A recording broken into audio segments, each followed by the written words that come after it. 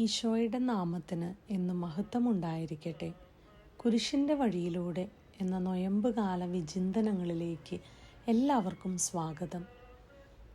കുരിശിൻ്റെ വഴി പ്രാർത്ഥനയിലെ 6-ാമത്തെ സ്ഥലം വെറോനിക്ക മിശിഹായുടെ തിരുമുഖം തുടയ്ക്കുന്നു.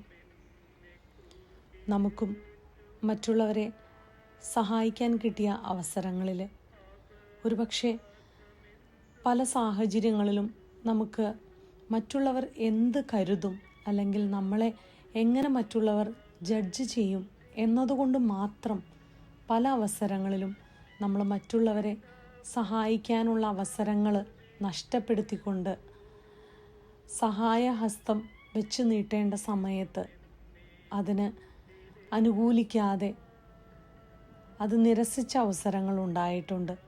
ഒരുപക്ഷെ അത് ക്രിസ്തുവിനെ ഏറ്റുപറയേണ്ട സമയത്തായിരിക്കാം.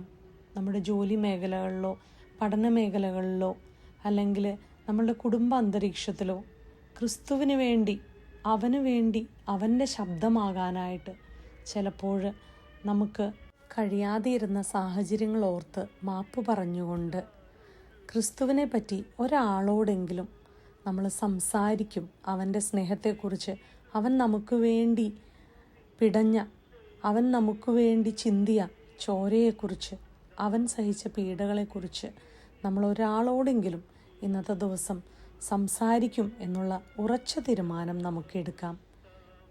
ക്രൂശിതൻ നമ്മളെ ഓരോരുത്തരെയും അനുഗ്രഹിക്കട്ടെ.